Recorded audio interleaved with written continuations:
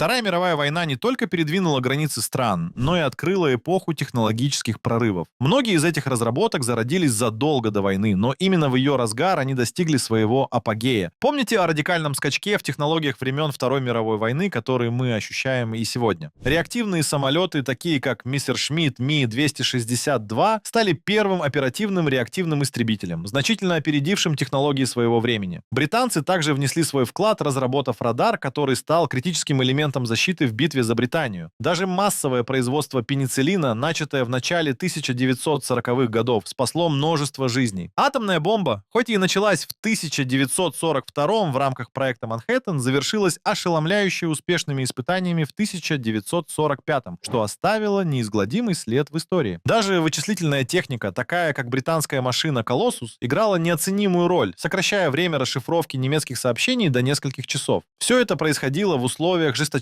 секретности, когда каждая неудача или успех могли переломить ход войны. Тайны тех времен пленяют умы исследователей и сегодня заставляя нас вновь и вновь возвратиться к этим удивительным страницам истории. Но таких разработок было немало, и среди них есть открытия, которые могут вас удивить и поразить еще больше.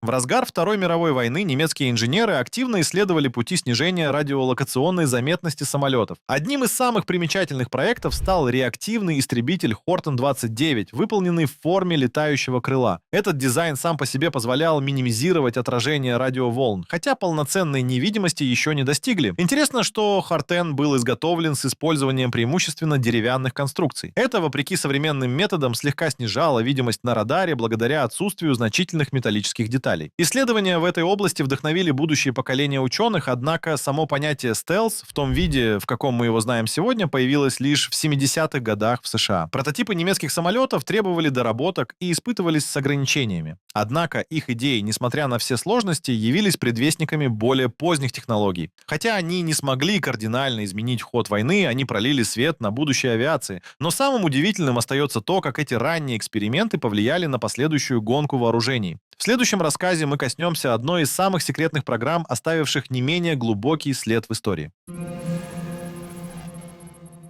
Проект «Манхэттен» официально стартовал 13 августа 1942 года и стал одной из самых загадочных военных операций в истории. Вдохновленный учеными из США, Великобритании и Канады и поддерживаемый немецкими эмигрантами, этот проект объединил лучшие умы в героической попытке создать невероятное оружие — атомную бомбу с основными целями обеспечения военного превосходства на глобальной арене и потенциального изменения хода Второй мировой. Испытание «Тринити», состоявшееся в жарких пустынях на полигоне Аламогордо в Нью-Мексико 16 июля 1945 года, ознаменовало начало ядерной эры. Это было пиршеством звучащих вспышек и взрывов, которые стали первым испытанием плутониевой бомбы, известной как «Штучка». Позже две другие бомбы, «Малыш» и «Толстяк», разрушили японские города Хиросиму и Нагасаки, оставив в истории глубокий шрам. Сам проект руководился военным стратегом генералом Лесли Грофсом и научным гением Робертом Оппенгеймером. Работы над созданием ядерного оружия велись в Лос-Аламосе, который стал сердцем научных изысканий. В условиях наивысшей секретности даже разведка приравнивалась к искусству. Советские агенты активно перенимали и передавали сведения, что позже помогло СССР разработать свою собственную атомную бомбу. История проекта «Манхэттен» полна секретов и неожиданных открытий. Но это лишь одна страница таинственной книги технологий Второй мировой. Присмотримся к другим, не менее интригующим событиям, чьи эксперименты также стали предвестниками будущих невероятных разработок.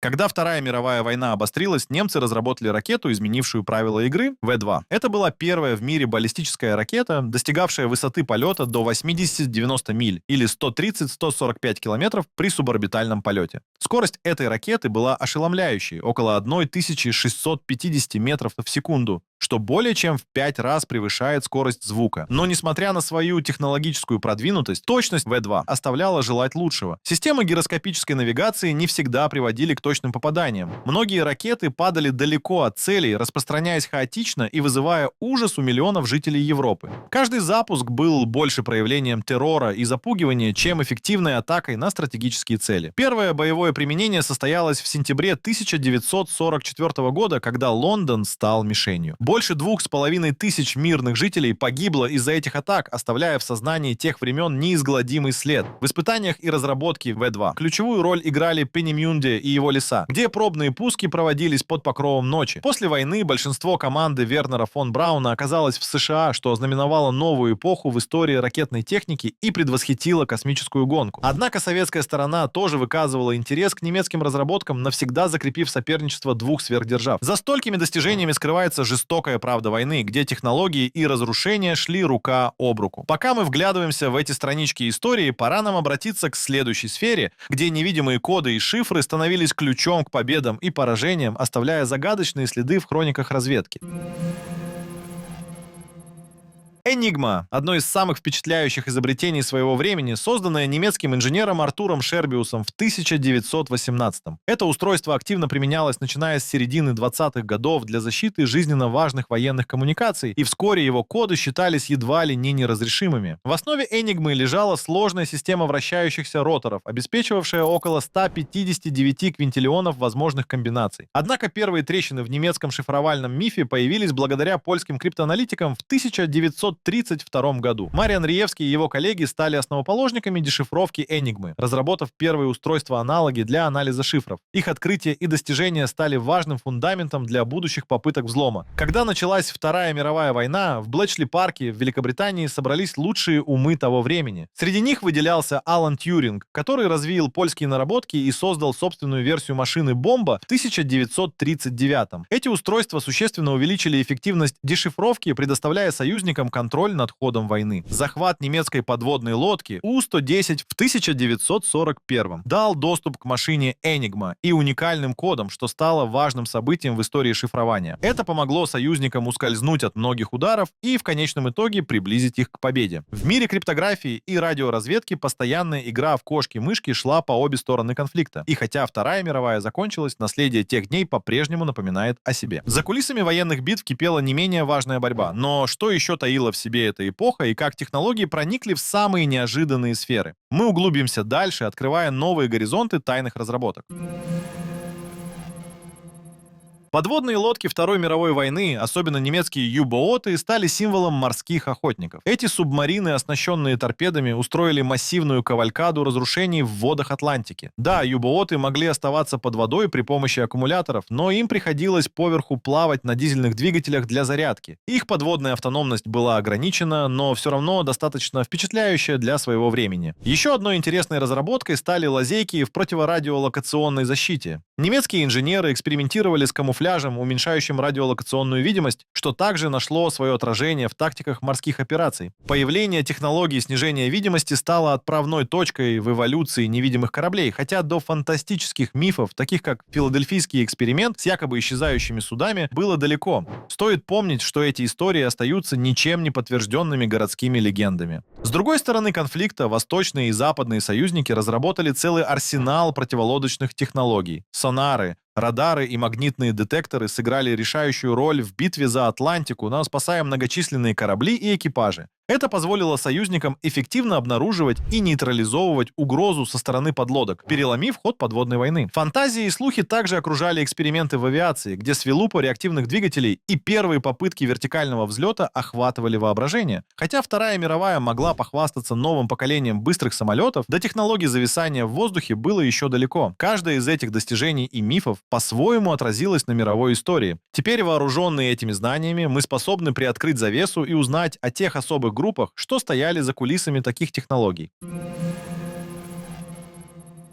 Специальные инженерные группы Второй мировой войны стали знаменательным символом эпохи, определяя наше будущее через технологические прорывы. Одной из самых известных команд была группа Вернера фон Брауна, которая стояла за разработкой ракет Фау-2 в Пенемюнде. Эта ракета стала первой в мире баллистической ракетой с успехом примененной на поле боя. Использованием передовых для того времени технологий немецкие инженеры смогли создать устройство, покорившее стратосферные высоты и оставившее след в истории авиации. В противовес этому союзнические силы отличились сложнейшей криптографической операцией под кодовым названием «Ультра». Британские криптоаналитики трудились над расшифровкой шифровальной машины Enigma, изобретенной Артуром Шербиусом, что дало им важное преимущество в стратегическом планировании. Работы в этом направлении велись в Блэчли-парке, где на свет появились такие разработки, как машина-бомба и компьютер «Колосс», способные переломить ход войны в пользу союзников. Подобная работа требовала слаженности и таланта от лучших умов того времени. С тем, как усилиями инженеров разрабатывались реактивные двигатели, такие как у Ми-262 и Хе-162, мир авиации претерпел значительные изменения. Эти первые реактивные истребители, создавшие основу для будущих технологий, значительно повысили скорость и маневренность воздушных боев, хотя и не всегда выходили за пределы экспериментальных моделей, и хотя многие разработки остаются скрытыми в архивных пластах истории, влияние этих спецотрядов чувствуется до сих пор. Именно они оказались движущей силой тех преобразований, которые определяли исход Второй мировой войны и вели нас к настоящему технологическому прогрессу. Но, несмотря на такие достижения, в недрах военных архивов все еще скрыты не менее интригующие и загадочные разработки. Вопрос лишь в том, какие открытия по сей день остаются покрытыми завесой тайны и могут таить в себе ключ к новым страницам истории.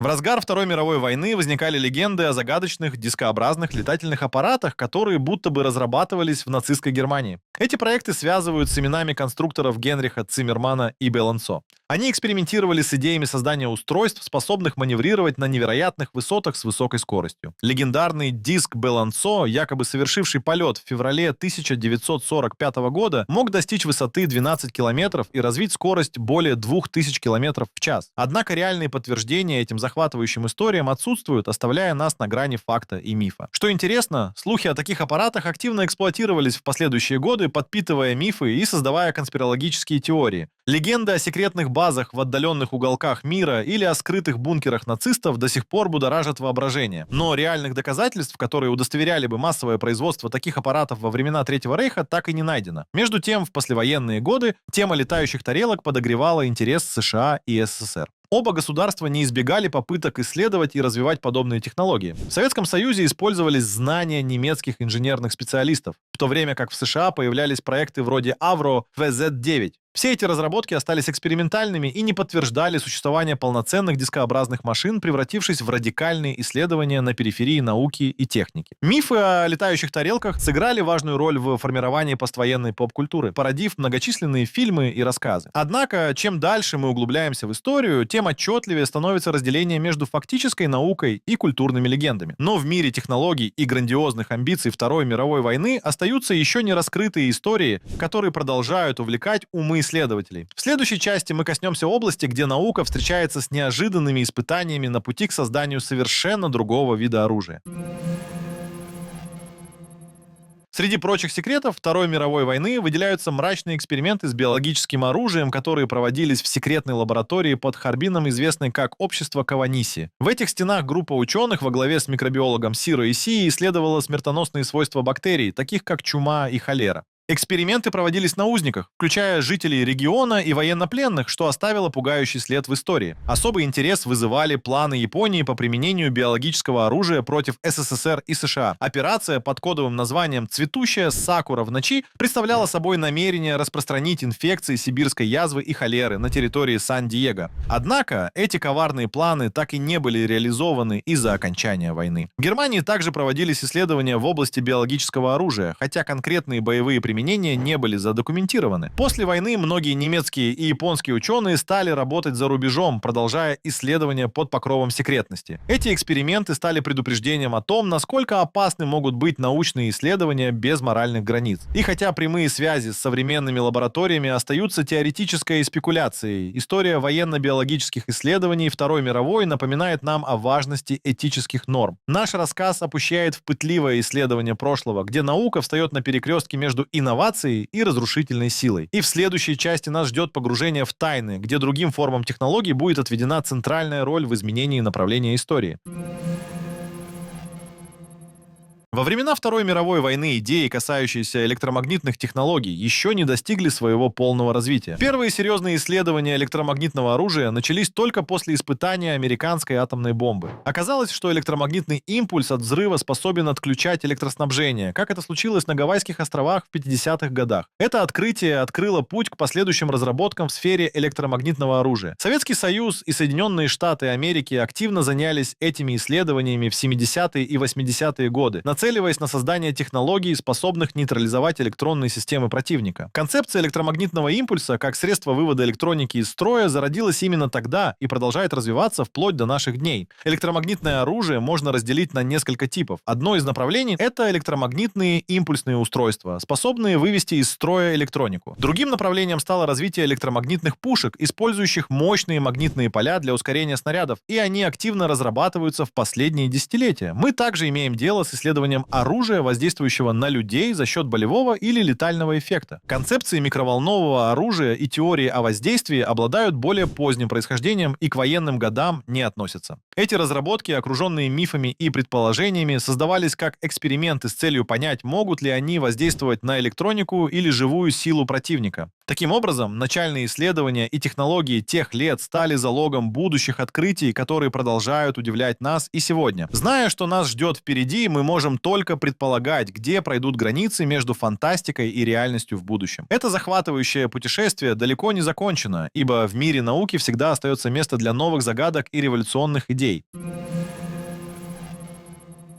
Тевтонский орден, также известный как Орден немецких рыцарей, был влиятельной силой в средние века, и именно этот орден занимался христианизацией Балтики. Сарканы их рыцарей сияли на полях сражений с 1210 года, и их влияние распространялось далеко за пределы Пруссии. Однако с военной и религиозной миссией часто пересекались мифы и легенды, добавляя ореол таинственности к их истории. Время Второй мировой войны вновь привлекло внимание к этим средневековым легендам. Слухи о магии и алхимии в архивах Тевтонского ордена находили благодатную почву в фольклоре и оккультных кружках. Хотя реально подтвержденных данных о нацистских поисках таких архивов нет, сложно отрицать, что теории и конспирология окружали действия Анненербе, загадочной организации, занимающейся поиском древних реликвий. Эти поиски больше походили на миф, тем не менее подпитывали интерес к легендам о потерянных сокровищах и древних технологиях. Дополнительное внимание к теме привлекала история янтарной комнаты, ослепительного чуда искусства, сверкнувшего в Кёнигсберге. Ходят слухи, что некий доктор Роде зашел на территорию замка с неведомыми намерениями, но конкретные связи с Тевтонским орденом совершенно не оправданы. Эту тему окутывает мистическая аура, подпитываемая различными легендами. Задолго до Второй мировой войны в тени рыцарских замков и монастырей, где Тевтонский орден оставил свой след, скрыта целая история. Однако настоящих доказательств, что эти архивы содержат нечто большее, чем исторические документы и религиозные тексты, пока никто не обнаружил. Архивы остаются символом загадочности и исторической красоты эпохи. История орденов продолжает пленять воображение как пример смешения науки и мифологии, вдохновляя новых исследователей на поиски грани между легендой и фактом. И хотя мы не знаем, что скрывается за этими древними стенами, само стремление к поиску знания продолжает вдохновлять. В следующей части нашего рассказа мы погружаемся в удивительное наследие Второй мировой, которое до сих пор овеяно тайнами и новыми открытиями.